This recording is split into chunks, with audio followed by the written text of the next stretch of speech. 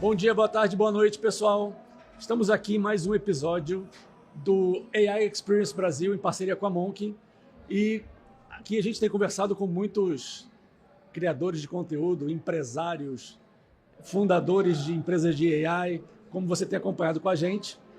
E hoje, agora, uma grande questão que eu gosto muito é a questão de como ter a melhor performance de resultados de mídia, como a gente consegue entender melhor o nosso público, trazer informação, trazer estratégia para dentro das empresas. A gente sabe que no mundo regido pelas plataformas é cada vez mais difícil você ser dono do dado e você saber desenvolver estratégias de uma forma efetiva. E hoje eu estou aqui com o Johnny, que é CEO e fundador da Hands, que é uma empresa que já tem um tempo de estrada, já é bastante conhecida e bastante efetiva. E eu vou conversar com ele hoje sobre publicidade, AI, dados, informação. Tudo bem, Johnny? Tudo bem, prazer. Obrigado pelo convite. Um prazer estar aqui no podcast e também aqui no evento. Boa. Queria que você se apresentasse para quem não te conhece. Até seu background um pouquinho, de onde você trabalhou antes, como você empreendeu, como surgiu a Hands. Perfeito. Bom, sou João Carvalho, conhecido no mercado como Johnny. Empreendo nesse mercado desde 2007. Tive uma empresa que a gente montou em 2007 chamada Ponto Mob.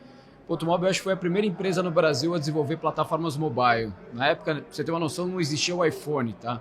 A gente tem um post no nosso blog de antigamente que era o seguinte: rumores dizem que a Apple vai lançar o iPod com telefone. Então é dessa época que a gente está envolvido. Então, plataforma WAP, SMS e tal. Essa empresa cresceu bastante, foi investida na época pelo grupo RBS. E aí, em 2012, a gente comprou uma empresa chamada Hands, que era do grupo Ideiasnet, na época lá do Ike Batista. Bom, história curta, em 2015 a gente vende a Ponto Mob para Dentus, para o grupo Dentus de comunicação. Eram 12 empresas dentro do que era a Ponto Mob, né, após as aquisições. E uma delas, o grupo Dentus não podia comprar, que era a Hands, porque a Hands era que se posicionava mais como um veículo. E aí uma agência não pode ser dona de um veículo. Então a gente faz um spin-off na época da Hands, isso em 2016 para 2017, e a Hands nasce como uma nova empresa, né? Éramos 4 sócios, 2 foram tocar o Earnout e eu, com meu outro sócio, fomos tocar a Hands e começamos uma jornada do que é a Hands, que a gente provavelmente vai falar aqui um pouquinho hoje, tentando ajudar principalmente as marcas a terem mais autonomia e propriedade sobre a inteligência de mídia e não apenas ficar, de certa forma, refém do que fica dentro das plataformas, mas eu acho que não vou nem antecipar o papo aqui, porque eu acho que vai ser muito o que a gente vai falar aqui. Legal. Eu gosto sempre de começar pela dor, né? Eu já fui gestor de marca grande, de marca pequena, já tive verba grande, já tive verba pequena, e na minha carreira eu sempre tive dificuldade. Eu conhecia bastante o comportamento de compra do meu cliente, porque eu via as coisas acontecendo em determinados canais. Eu sabia que canal era bom, que canal era ruim, mas eu não sabia os porquês. Sempre foi muito difícil conseguir das agências e dos veículos os porquês das coisas não funcionarem, na minha opinião, e é a opinião do Rodrigo. Muito porque é muito confortável você vender alguma coisa que você não precisa explicar. Eu vejo isso muito forte na época da Globo. Eu comprava mídia e era assim, tá bom, eu comprei uma veiculação do Jornal Nacional, para todo o Brasil. Quantas pessoas assistiram? Rodrigo, é um público entre 3 milhões e 12 milhões. Eu falava, então não foi ninguém, né? Como é que eu vou saber o meu resultado em cima de 12 e em cima de 3, quantas pessoas ligaram para o meu call center? E eu acho que a internet tem possibilitado um conhecimento muito maior da audiência, e ferramentas como a Hands certamente têm ajudado bastante a fazer essa mudança.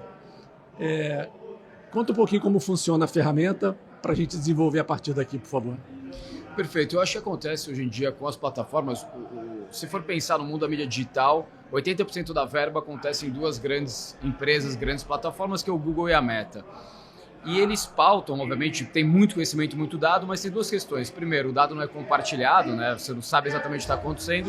E outra, muitas vezes é um dado comportamental. E o comportamento não necessariamente está atrelado ao consumo. Pode parecer meio doido, mas isso acontece. E eu vou exemplificar aqui. Recentemente a gente teve uma demanda de uma montadora que queria vender um carro custando ali, beirando R$1 milhão o carro, tá? E aí foi orçar um projeto com a gente desenvolveu um projeto e aí, de certa forma, ele quis comparar com um portal de conteúdo que tinha um projeto de uma audiência muito mais barata, o valor unitário ali.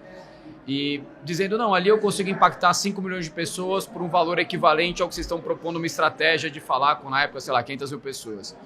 Eu falei assim, eu adoraria morar num país onde 5 milhões de pessoas podem comprar um carro de R$1 milhão, mas não estamos na Suíça, estamos no Brasil. Então, eu acho que assim, muitas vezes a mídia está acostumada a botar na conta a ineficiência e olhar só o número no final. E às vezes dá certo. Mas eu digo o seguinte, você prefere o quê? Você prefere dar certo sem saber o porquê? Ou eventualmente errar no começo sabendo o porquê e depois ter uma estratégia concisa que você possa repetir?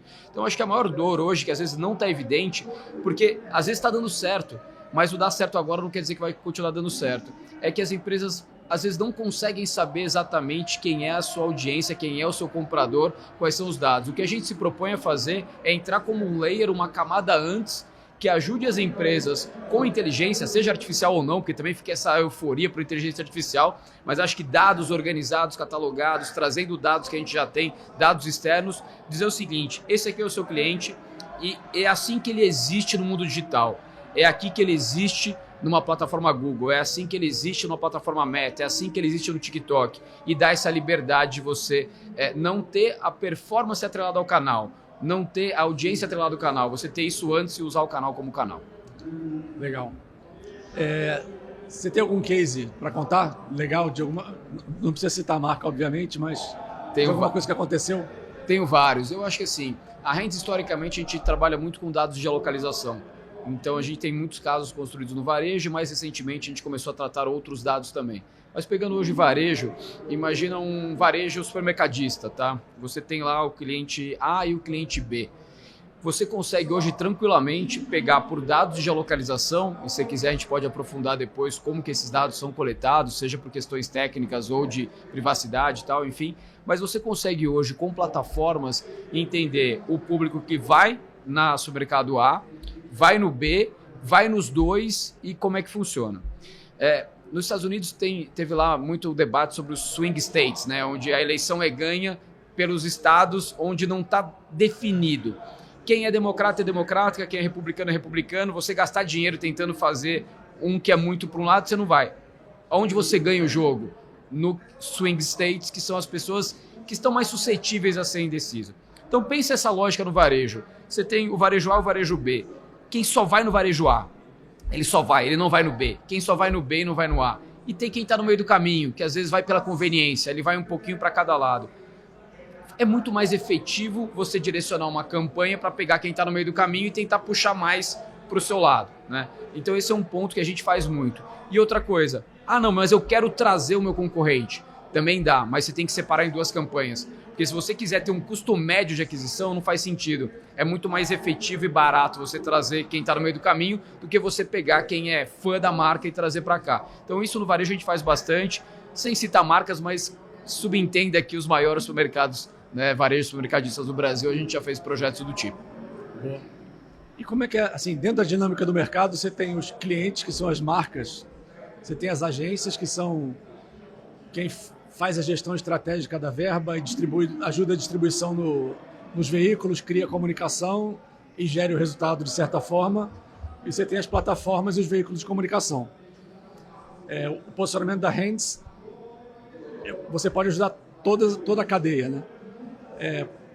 Toda a cadeia, e tem mais uma outra ponta que a gente ajuda também, mas eu vou falar depois para não atrapalhar aqui dentro desse raciocínio. Sim, a gente ajuda toda a cadeia. O nosso ponto principal é o seguinte, hoje eu vejo muito assim, se você voltar no passado, existia um lock-in, né, muito maior nas agências. Com o passar do tempo, no mundo digital principalmente, onde você transfere tudo para as grandes plataformas, o lock-in saiu da agência e foi para o canal, foi para a Meta, foi para o Google. Se você chegar hoje para um CMO e dizer para ele o seguinte, você tem duas opções, eu vou tirar alguém da tomada, amanhã eu posso tirar a sua agência da tomada ou eu posso tirar o Google e a Meta da tomada. E você tem que decidir, não existe, nada vai acontecer. Sim. A ou B. O que você acha que um CMO hoje prefere perder do dia para a noite? A sua agência ou... Não, sem dúvida a agência. eu consigo minimamente ter resultado, volume e informação nos veículos. Você consegue, se você mantiver a mesma estratégia criativa e manter ali o canal e tal, aí você fala, não, João, mas sem mídia você não chega. Não, mas tem outras mídias. O problema é que a inteligência acaba ficando muito dentro da plataforma. E se você tira da tomada do dia para o outro, você perde, né? Então a gente ajuda sim, mas a gente está muito mais para ajudar a agência, né, e também a marca, porque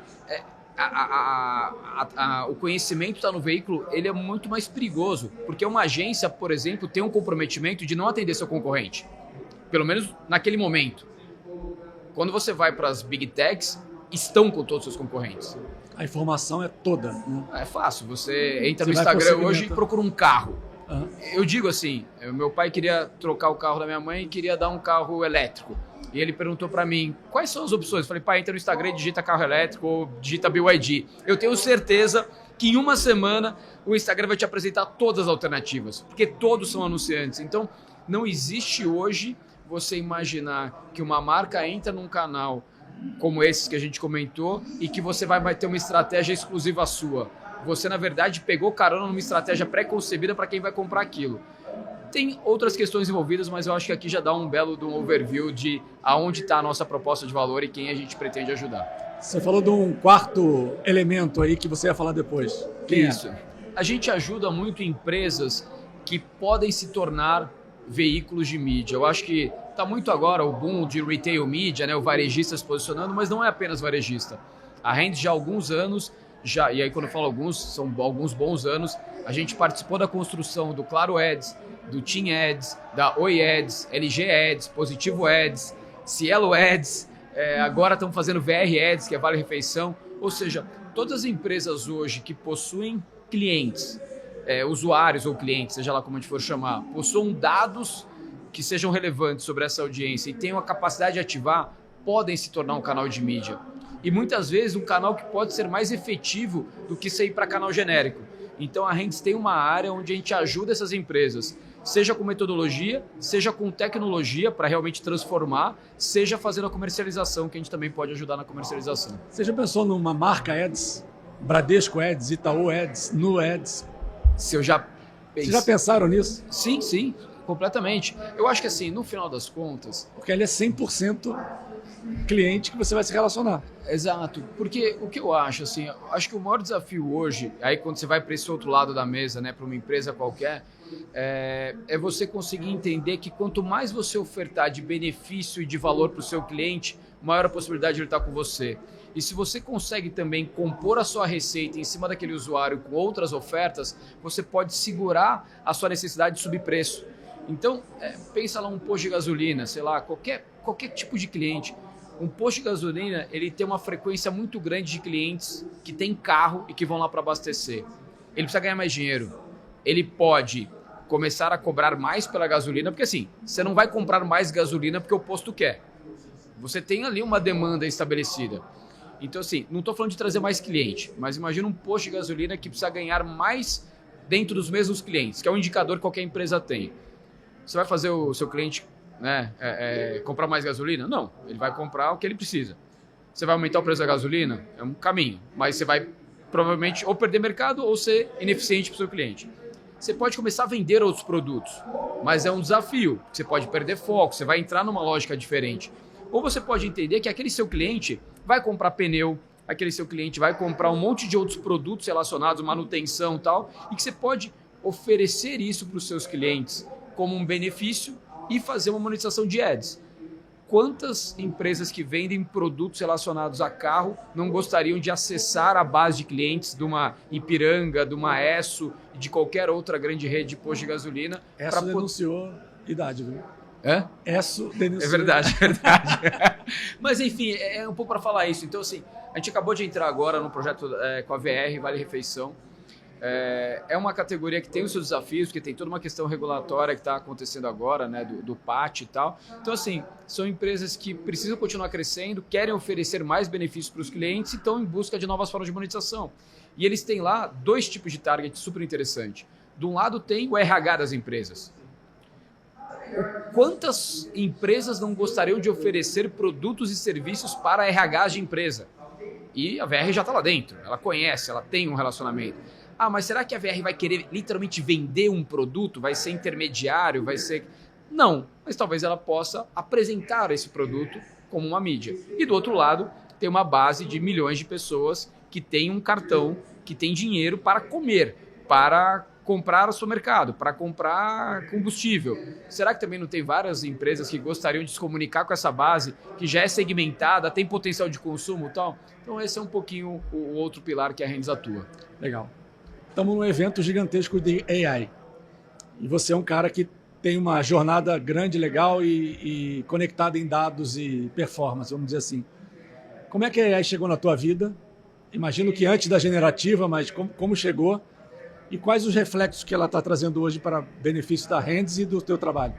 Eu acho que ela chega da mesma forma que chegou para todo mundo. Assim. Primeiro você chega lá tentando entender, aí ela avança um pouco mais e te assusta, aí você corre atrás para tentar compensar, até o momento que você entende como que ela pode te ajudar e montar um plano de ação para isso ser implementado. Tá? Mas por outro lado, eu diria que tem o que também acontece fora. Tá? Eu acho que a euforia, às vezes, de clientes de querer consumir AI, às vezes direcionam eles para buscar o que é mais fácil e não pela uma co-construção. Então, eu acho que tem hoje um desafio muito grande que eu acho que está acontecendo no mercado e, assim, a pressão, às vezes, ou a ansiedade de uma empresa de querer contratar algo pronto de AI pode colocar ela em xeque de ela estar tirando de dentro dela a sua própria inteligência. Participei de um painel sobre isso outro dia e uma das palestrantes lá, ela falou um negócio super legal. Ela falou assim, no nosso negócio, a gente começou implementando AI no que a gente não é bom, para depois implementar no que a gente é bom. Isso gerou uma discussão muito grande ali. E eu achei interessante o racional dela, porque ela falou o seguinte, deixa eu testar onde eu não sou bom para ver se eu consigo melhorar. Porque se eu conseguir melhorar no que eu não sou bom, quer dizer que a hora que eu for para o que eu sou bom, eu vou ser excelente. Se eu for no que eu sou bom e tentar implementar lá e eu errar a mão, eu posso perder valor da minha empresa ou transformar um negócio que era o meu diferencial numa commodity e tal. Então eu acho que esse é o grande ponto hoje. O que a gente faz de forma prática? A gente traz para os clientes uma co-construção. A gente tem hoje aqui a Semantics participando, que é um parceiraço nosso que ele olha e fala, vamos co-construir? E a gente co-constrói junto. Perfeito. E como é que você enxerga os próximos passos da Rands? E assim, eu questiono muito o mercado de marketing há muito tempo, porque eu sempre fui favorável a dados, a resultados medidos, e eu acho que principalmente a gente teve duas grandes mudanças, né? Uma, internet, mas a pandemia trouxe uma mudança de comportamento do consumidor e das marcas muito maior. A geração de conteúdo começou a ter muito mais relevância. E agora a AI trouxe uma necessidade de imediatismo numa geração que já é imediata muito maior. Qual o próximo passo que você acha na vida do CMO, que agora não sabe muito bem o papel dele, e na vida dos veículos? Vamos lá, eu acho que tem algumas perguntas que eu gosto de fazer quando estou em conversa com o CMO, quando eu tenho liberdade para criar uma provocação ali para a gente começar a debater. A primeira que eu digo é o seguinte, você consegue dizer para mim quem é o seu cliente sem falar de sociodemografia? Quem é o cliente da sua marca sem pautar em gênero, idade, classe social e renda? É um desafio. Porque dependendo do CMO e da escola que ele vem, isso é muito pautado. E hoje em dia, gênero, idade, sociodemografia não necessariamente refletem potencial ou não de consumo.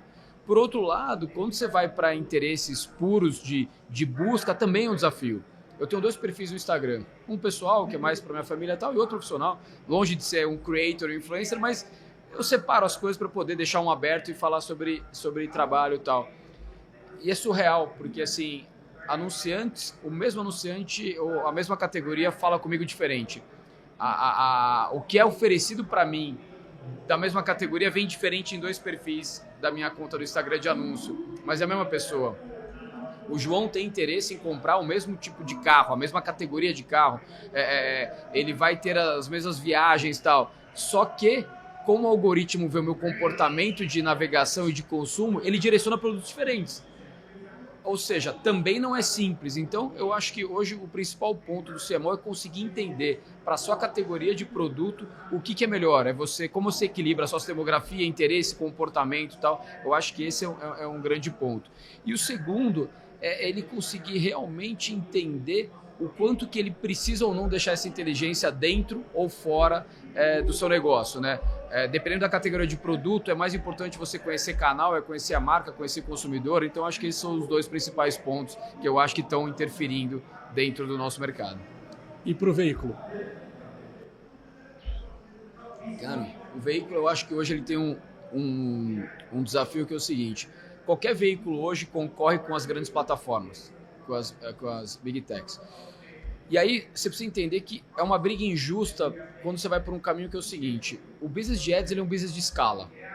Quando você tem numa plataforma de mídia todos os consumidores e todos os anunciantes, não tem como errar. Vamos lá, você é dono do inventário, o inventário é infinito. Então quando você pensa hoje como, por exemplo, Instagram, TikTok, você não trada inventário, você não está pagando, o inventário é seu e ele é literalmente infinito. Tá todo mundo que compra lá, tá todo mundo que vende lá. Você só precisa fazer dar certo. Quando você é um veículo menor, você tem um desafio. Não está todo mundo lá. Está uma parte. E não necessariamente você tem todos os anunciantes.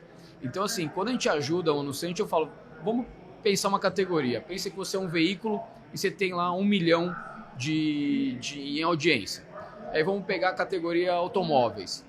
Qual é o percentual da população no Brasil hoje que tem automóvel? Não lembro de cabeça, vamos imaginar 20%. Então, se a sua base refletir a população, de 1.200.000 pessoas têm carro. Tá bom. As pessoas trocam de carro a cada quanto tempo? 4, 5 anos? Ou seja, 20 a 25% da sua base de cliente vai trocar de carro. Então você já começa a entender que se você for falar com a indústria automotiva, o seu potencial de conversão vai ser 1 milhão de usuários, vezes 20, 30% que deve ter carro, vezes 20% que vai trocar de carro naquele ano. Então você já sabe que você vai vender no máximo 6 mil carros. Só que uma pessoa, quando escolhe um carro, ela tem minimamente 5 opções. Se você tem os 5 anunciantes daquela categoria, você tem o potencial de ajudar a vender 6 mil carros. Se você tem um, você vai vender só 1.200 carros. Então, eu acho que o veículo hoje ele precisa cada vez mais ser especializado em indústrias específicas. Porque você tem um veículo que quer atender todo mundo, dificilmente você vai ser atribuído uma performance. E o mundo da mídia digital hoje, ela vai muito para performance. Muitas vezes quem tem 1 milhão de pessoas de audiência tem mais resultado justamente por essa segmentação. Se você se organizar. Exatamente. Se você organizar e ser transparente com o cliente. Porque assim, tem muito veículo que não faz a conta. Então assim, não, eu tenho 1 milhão de pessoas, quantos carros eu vendo? Ele parte de 1 milhão. Não, a não ser que você tenha uma audiência muito específica de compradores de carro, talvez o seu potencial seja 1 milhão. Mas eu acho que que é o papel que a gente faz, o projeto que a gente está fazendo lá com a VR, por exemplo, será que faz sentido a gente oferecer a mídia, a audiência da VR para qualquer marca? Ou faz sentido a gente entender quais são os produtos, categorias de produtos e marcas que têm mais afinidade com o contexto do veículo, que isso é importante também.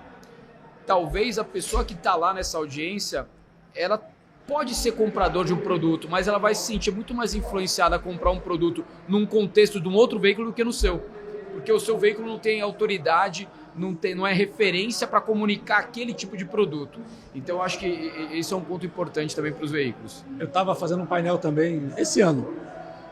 E aí abriu para perguntas, né, da plateia, e tinha uma pessoa que era dona de uma empresa de cripto. Aí ele falou, qual dica você daria para mim? Aí eu falei exatamente a mesma coisa que você falou, assim, quem é o seu público? Meu público são classe AB, acima de 35 anos. Aí eu falei, fazendo uma conta burra aqui, 30% da população são 60 milhões de pessoas. O Brasil, pouquíssimas pessoas têm capacidade de investir. Vamos supor que seja 5%. Então você tem ali 3 milhões de pessoas. Quem investe, começa investindo em poupança, depois vai para os fundos, depois vai para a bolsa, depois ele vai para um ativo de risco, que é a cripto. Cara, se você falar para 60 milhões de pessoas, você vai gastar todo o dinheiro do mundo e não vai falar com ninguém. Aí o cara parou, Falou assim, essa foi a melhor dica que eu ouvi. Mas tenho o costume de vou no muito volume, vou aprendendo, só que as pessoas não pensam no que é o muito volume. Então acho que faz todo sentido e é uma das coisas que eu pergunto muito, né? Quem é o seu cliente? A gente tem falado muito de um tema que eu gosto bastante e a gente tem escrito e trazido como pauta de eventos, que é o Precision Marketing, que é uma coisa que não é nova, tá? A gente está basicamente trazendo esse tema que ele existe desde a época da mala direta. Precision Marketing é quando você mandava eu acho que era, não lembro se era a Renault que mandava na casa das pessoas uma chave, que era para você ir na concessionária e ver se dava partida, senão você ganhava o carro. E assim, era caro, porque você tinha que mandar uma chave real, tal, não sei o quê, então tinha que ser muito preciso. Então eles faziam uma segmentação de quem potencialmente poderia comprar um carro e tal. Só que naquela época o Precision Marketing usava um canal de mala direta e uma interação super bacana, que era de você tentar dar partida no carro. Quando você vai para o Precision Marketing hoje em dia, qual que é o problema? Qual que é a vantagem, mas ao mesmo tempo o problema? O Precision Marketing bem feito, você vai ter sempre micro-audiências, tá? E aí você vai ter que fazer gestão de diversas micro-audiências. O discurso do Mark Zuckerberg recentemente, ele vai exatamente na contramão. Aí você fala, João, você é louco. Você está tentando contradizer o Zuckerberg? Pelo amor de Deus, não estou nem qualificado para isso. Mas o que ele quer quando ele fala explicitamente, rodem campanhas abertas na Meta. Deixa que a gente otimize a campanha por você. Porque a gente tem muito mais capacidade de otimizar uma campanha do que você tentar trazer uma audiência já pré-segmentada. Eu concordo completamente, mas discordo completamente. Concordo completamente que sim, a Meta tem muito mais inteligência, muito mais dado, muito mais tudo para conseguir fazer melhor do que a gente uma segmentação. Mas eu discordo completamente que você tem que ser cego e deixar isso lá dentro. Porque é um cheque em branco. A inteligência da mídia, na minha opinião, você retroalimenta uma empresa inteira. Porque se você entende que uma audiência específica, que faz todo sentido você vender um produto, você não conseguiu vender o produto, você vai desistir dessa audiência ou você vai voltar para casa e entender que talvez, se você vê potencial, você tem que trazer um ajuste. Você deu o exemplo de cripto. Vamos imaginar que você conseguiu, por cruzamento de dados, chegar numa audiência de investidores qualificados de alto padrão que tem uma capacidade de investimento para cripto. E você não está convertendo. No algoritmo da Meta, se não está convertendo, ele vai tirar a audiência de lá. Ele vai buscar que converte. E de repente ele pegou uma audiência que tinha muito potencial e não trouxe para a sua empresa de cripto. E você não está nem sabendo. E aí você não entendeu que, na verdade, você poderia ter um problema de UX, de onboard, de produto, que você não conseguiu encaixar o seu produto numa audiência potencial.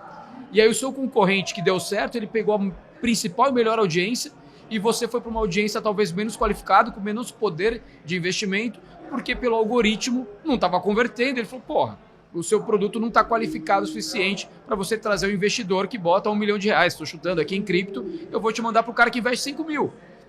Mas se você soubesse, se a audiência fosse sua e você estivesse tentando e não conseguindo, você ia chamar o seu time e falar, galera, alguma coisa é errada. A gente tem uma audiência aqui dos principais investidores de cripto do Brasil e o nosso produto não está convertendo. Vamos mudar essa história. Então, eu acho que esse é o risco de você rodar aberto. Você perde não só a inteligência de mídia, mas a capacidade de retroalimentar toda a sua empresa quando uma campanha na ponta não deu certo. Como é que você trabalha inovação na Rendes? A gente... É um desafio, acho que na Renzi para qualquer empresa, mas a gente tenta separar assim, o que é evolução e revolução, né? Eu acho que isso é um desafio que eu tenho, porque muitas vezes você quer fazer algo novo e você bota tanta atenção no novo, numa nova oferta. A gente tem uma área lá de BizDev, onde a gente tem que trazer coisas novas e muitas vezes meus sócios ali me puxam a orelha e falam, João, mas peraí, cara. A gente também precisa ter a inovação incremental aqui do dia a dia. Não adianta a gente só querer inovar, trazer uma nova plataforma, um novo produto, se a gente não está garantindo uma evolução contínua aqui. E aí, há muito tempo atrás, eu escrevi um artigo que eu comparava os Flintstones, lembra dos... Você falou de idade, agora vai... Falou de idade, agora vamos para dentro. Flintstones e Jetsons. Sim. Né? Qual que é a grande diferença de um para o outro? O Jetsons era futurista.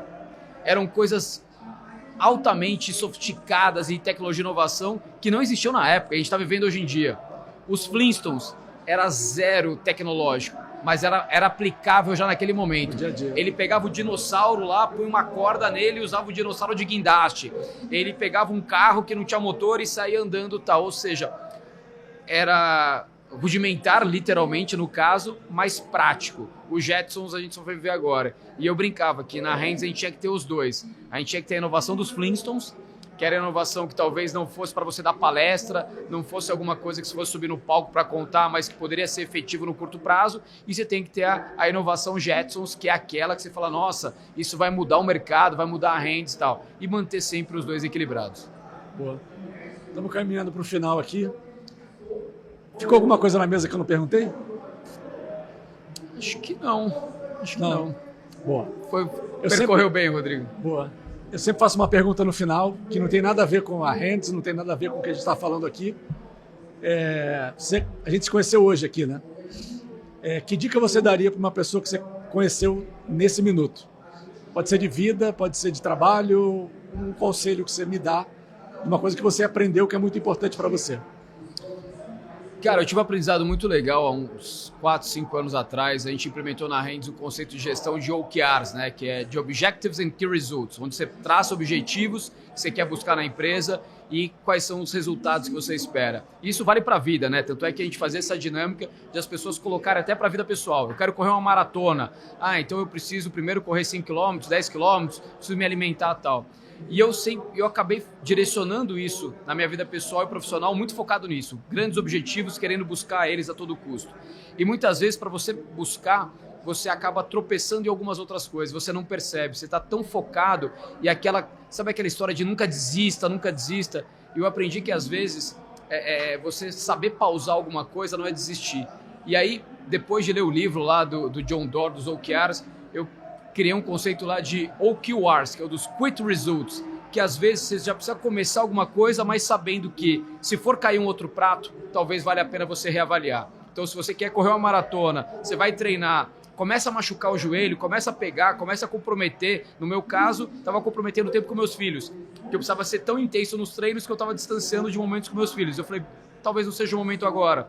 Talvez quando eles estiverem maior e eu não tiver tantos momentos para estar com ele, eu vou fazer isso. Porque que adianta eu conseguir fazer uma maratona agora e não estar com meus filhos agora? Então isso na vida pessoal e também na profissional, várias coisas aconteceram na Hands. Então o que eu dou de dica de aprendizado é o seguinte, trace objetivos, né, desafiadores, bote as metas incrementais, que são os resultados que você vai buscar, mas sempre já se preparando para entender o seguinte, quando que eu vou reavaliar isso para não correr o risco de, ao tentar uma coisa nova muito grande, comprometer alguma outra coisa, ou na sua empresa, ou na sua vida pessoal. Que legal. Acho que ninguém falou isso até agora. Ah, não, que bom. Não, todo mundo fala, pensar no saúde mental, que são coisas importantes, né? Não desistir nunca. Mas pensar na saúde mental, de certa forma, tem a ver com o que eu falei. Porque claro, se você está querendo, naquele momento, buscar alguma coisa e aquilo está te prejudicando mentalmente, cara, reavalia. Porque se isso te prejudica, você vai desmoronar muita outra coisa. E o não desista nunca, cara, eu acho que depende do que você considera desistir.